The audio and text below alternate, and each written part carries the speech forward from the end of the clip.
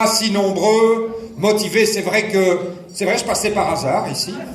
Puis j'ai vu de la lumière, alors je suis rentré, il y avait de l'ambiance, je me suis dit, ben pourquoi pas, je vais. C'est bien, t'es passé chercher Fadila en Voilà, direct, je suis passé, j'ai vu Fadila, qui avait des bottes en croco rouge, mais elle a changé juste avant d'entrer. Et donc voilà. Non mais sincèrement, ça fait vraiment plaisir. On est tous en campagne, chacun sur nos terrains. J'étais à Charleroi évidemment toute la journée, j'étais à la télévision locale il y a un instant.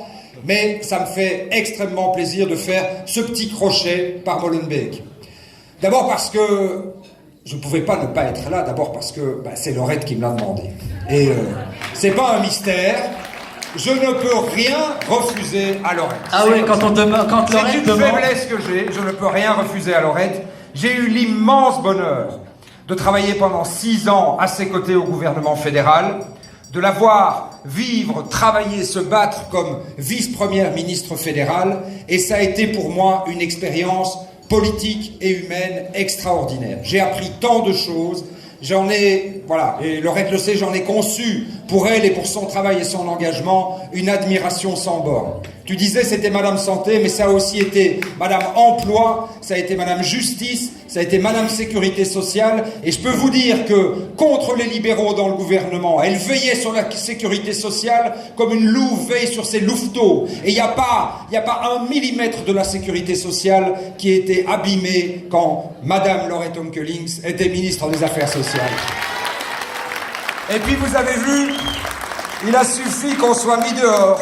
Et dès le lendemain, ils ont tout détricoté. C'est bien la preuve que quand nous sommes là, nous protégeons cette cathédrale qui est pour nous la sécurité sociale.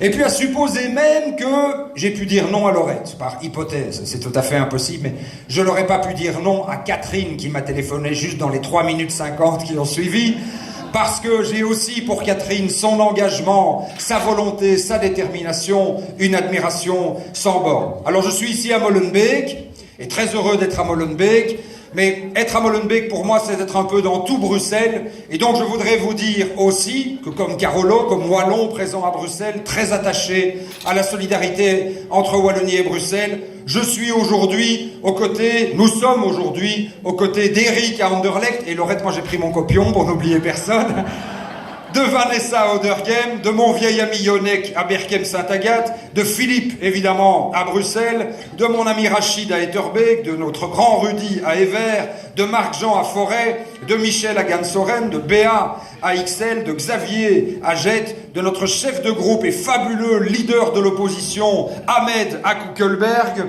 de Mathieu à Scarbeck, de l'inoxydable Charles à Saint-Gilles, d'Émir à Saint-Josse, de Bernard à Uccle, de Martin à Watermal-Boisfort, Jean à Woluwe-Saint-Lambert et Cécile à Woluwe-Saint-Pierre. Et comme ça, je n'ai oublié personne. Et je suis vraiment très, très, très heureux du combat que toutes et tous, et avec les centaines de candidats, vous menez dans tout Bruxelles. Mais je dois quand même dire, et les Bruxellois qui ne sont pas de Molenbeek ne m'en voudront pas, que j'ai pour Molenbeek une tendresse particulière. Tu l'as dit, je suis Carolo. Ouais. Eh bien, j'ai toujours pensé que Molenbeek, c'était la plus Carolo de toutes les communes bruxelloises. C'est celle qui ressemble le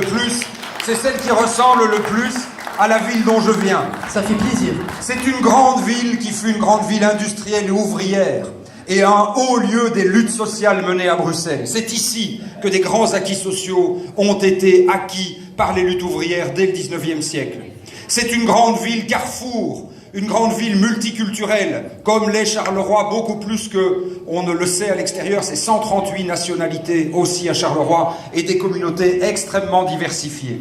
Et moi je n'oublie jamais ça, et c'est une des raisons pour lesquelles, parce que je ne suis pas né dans une famille socialiste, je le suis devenu par choix personnel, mais une des raisons qui a fait que j'ai adhéré au Parti socialiste, c'est que c'est le parti, non seulement qui a toujours défendu les ouvriers, les travailleurs, ceux qui étaient dans les plus grandes difficultés sociales, mais s'il y a un parti qui s'est battu depuis toujours pour les personnes d'origine étrangère, c'est le Parti socialiste. Dans les années 70, qui s'est battu pour les libertés syndicales pour tous, c'est le Parti socialiste.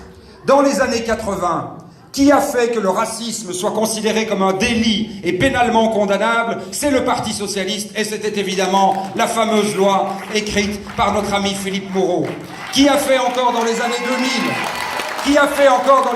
2000 que tous les habitants de tous les quartiers, quelle que soit leur origine et leur nationalité, puissent participer au grand exercice démocratique avec le droit de vote pour tous, c'est le Parti socialiste. Et qui, à tous les niveaux de pouvoir, de la commune au fédéral quand nous y étions, en passant par les régions, au quotidien, se bat contre les discriminations à l'embauche, les discriminations dans l'école, les discriminations dans le logement, c'est encore le Parti socialiste. Et ça, c'est quelque chose dont nous devons être fiers. Et puis, il y a encore une autre chose un peu particulière entre Charleroi et Molenbeek. C'est qu'on a vécu, alors pour des raisons différentes et pas tout à fait au même moment, mais on a vécu une expérience très similaire. Moi, quand je suis devenu bourgmestre de Charleroi en 2012, c'était la ville qu'un horrible journal néerlandais avait appelée la ville la plus moche du monde. C'était une ville qui avait traversé une crise économique, une crise sociale,